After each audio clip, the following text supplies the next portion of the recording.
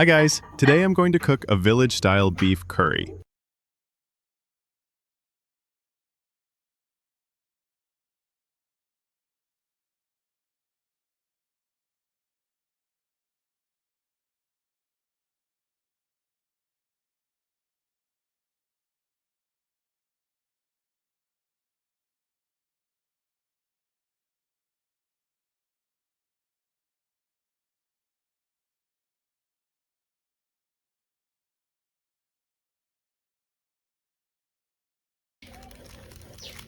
Ketangeran ini.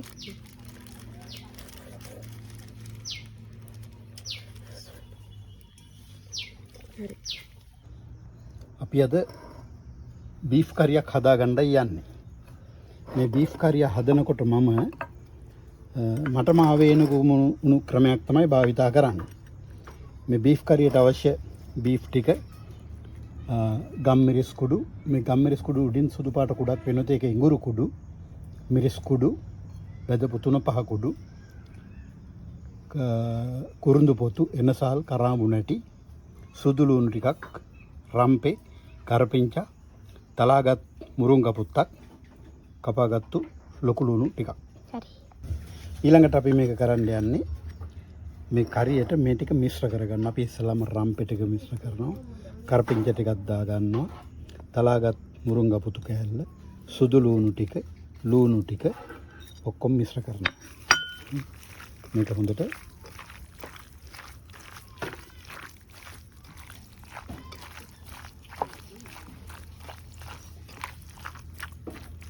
ඊළඟට මේ තියෙන්නේ සියඹල ඇඹුල් ටික.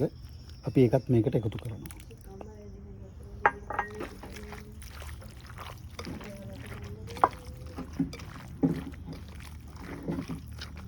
හරි. ඊළඟට අපි අරගෙන තියෙන ගම් මිරිස් කුඩු 3-5 කුඩු ඒ ටිකත් අපි මේකට එකතු කරගන්නවා. මේ ප්‍රමාණය මම අරගෙන තියෙන්නේ බීෆ් කිලෝ එකකට ඇති වෙන්න.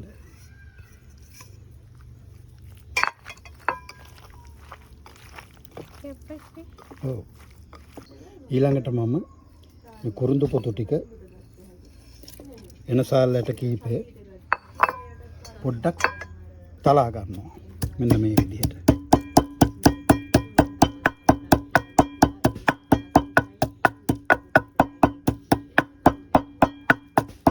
හරි. ඊළඟට ඒක අපි මේ මස් එකටම මිශ්‍ර කරගන්නවා. ඒකත් හොඳට මස් එකට මිශ්‍ර කරගන්නවා. දැන් මේ මිශ්‍ර කරගත්තු මස් එක සීසන් වෙන්න අපි විනාඩි 10ක් 15ක් තියලා තියන්න ඕනේ. ඊට පස්සේ මේකට වතුර එකතු කරලා උයා ගන්න පුළුවන්. හරි. හරි. දැන් අපි සකස් කරපු මස් එක සීසන් වෙලා තියෙන්නේ. දැන් මේක උයා ගන්න ඕනේ. මේකට අපි තෙල් හරිම මුකුත් එකතු කරන්නේ නැහැ. මේකට අවශ්‍ය ප්‍රමාණයට වතුර යොදා ගන්නවා. ඔබ මේක පාන් රොටි වගේ දෙයක් එක්ක කනවා නම් හොද්ද ටිකක් වැඩිපුර තියාගන්න. එහෙම නැත්නම් අවශ්‍ය ප්‍රමාණයට උදි අඩු කරලා උයා ගන්නත් පුළුවන්.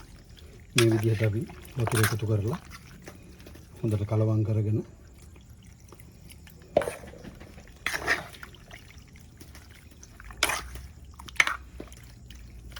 දැන් හරි. දැන් මේක අපි ලිපෙන් තියාගන්න.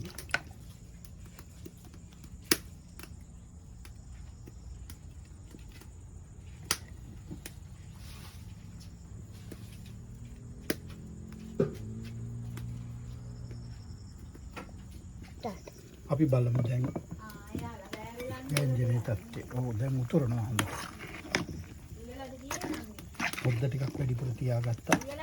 මේක සාමාන්‍යයෙන් විනාඩි 45ක් විතර දෙන්නම දැන් විනාඩි 15ක් විතර ඇති ලිපේ.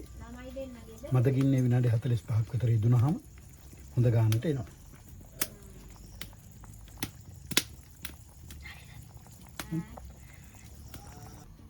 Now this is the final results. Bye bye. See you later, guys.